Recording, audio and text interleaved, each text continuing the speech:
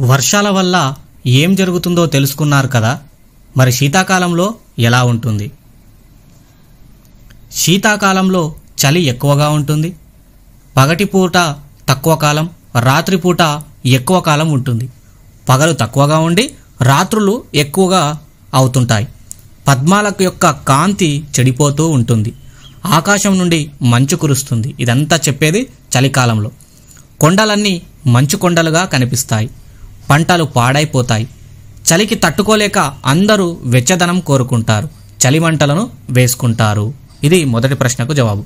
రెండవ ప్రశ్న, చిన్నని చొప్ప కప్పు గుడిసెలు వడికూలగా దాడి చేతువా అని కవి ఎందుకు అని ఉంటాడు? మేడల్లో నివసించే వారిని వర్షం ఏమి చేయలేదు. వాళ్లకు ఏ బాధ తెలియదు. తమ గృహాలలో సుఖంగా జీవిస్తారు. పేదవాళ్ళు గుడిసెలలో నివసిస్తారు. ఆ గుడిసెలు జొన్న చొప్పతో కప్పబడి ఉంటాయి. పెద్ద వర్షం కురిస్తే తమ గుడిసెలు ఎక్కడ కూలిపోతాయో అని పేదలు సరిగా నిద్ర కూడా పోరు. అందుకని చిన్నని చొప్ప కప్పు గుడిసెలు వడికూలగా దాడి చేతువా అని కవి అని ఉంటాడు. మూడవ ప్రశ్న, వర్షాల కోసం ఎవరెవరు ఎదురు చూస్తారు? ఎందుకు? వర్షాల కోసం ఆబాలగోపాలం ఎదురు చూస్తారు. పశుపక్ష్యాదులు, ఇక్కడ క్ష అని దగ్గర యావత్తు పెట్టండి. పశుపక్ష్యాదులు చాలా ఆనందపడతాయి. ప్రకృతి పులకరిస్తుంది.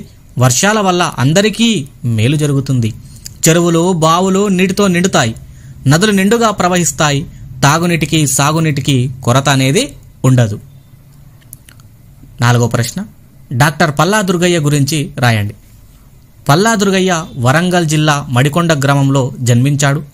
ఈయన 1914లో జన్మించాడు. 1983లో మరణించాడు. ఈ మధ్య కాలంలోని వాడు పల్లా దుర్గయ్య గారు. ఈయనకు సంస్కృతం, తెలుగు, ఆంగ్ల భాషలలో మంచి పాండిత్యం ఉన్నది. ఉస్మానియా విశ్వవిద్యాలయం నుంచి తెలుగులో మొట్టమొదటి MA పట్టాను అందుకున్నటువంటి వ్యక్తి. పాలవెల్లి, గంగిరెద్దు మొదలైనవి ఆయన రచనలు. 16వ శతాబ్ది యందలి ప్రబంధ వాంగ్మయం తద్వికాసం అనే అంశంపైన పరిశోధన చేశాడు. ఈయన ఈ పరిశోధనకు గాను ఆయనకు డాక్టరేట్ అనేది రావడం జరిగింది. ఈయన శైలి తెలంగాణ పదజాలంతో, సున్నితమైన హాస్యముతో సాగుతుంది. సారాంశం, వర్షం పాఠ్యభాగ సారాంశాన్ని సొంత మాటలో రాయండి అన్నారు. అప్పటికప్పుడు మేఘాలు ఆకాశంలో పుట్టాయి. చిటపట చినుకులతో వాన మొదలైంది. వడగండ్లు భూమి మీద పడ్డాయి. వర్షం పెద్ద పెద్ద శబ్దాలతో కుండపోతగా కురుస్తున్నది. ఎడతెరిపి లేకుండా కురిసిన వర్షంలో తడవకుండా ఉండేందుకు అందరూ గొడుగులు పట్టుకున్నారు.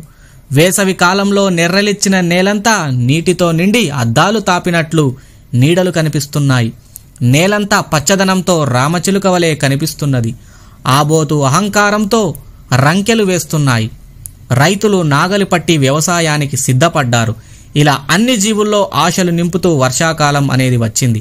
పేదలు తమ గుడిసెలకు సరైన కప్పులు లేక నానా బాధలు పడుతున్నారు. ఇక వాన కూడా తన ప్రతాపాన్ని ఎక్కడ చూపిస్తుందో అని కవి ఆవేదన చెందాడు. పేదలను బాధ పెట్టవద్దని కవి వానదేవుణ్ణి వేడుకున్నాడు.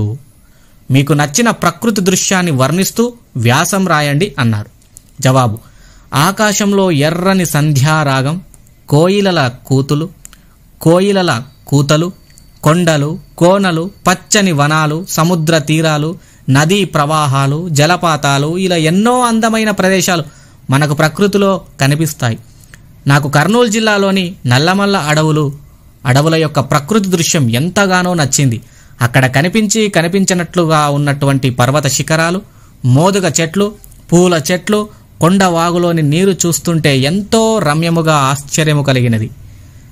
ఎంత దూరం చూసినా రమ్యమైన ప్రకృతే.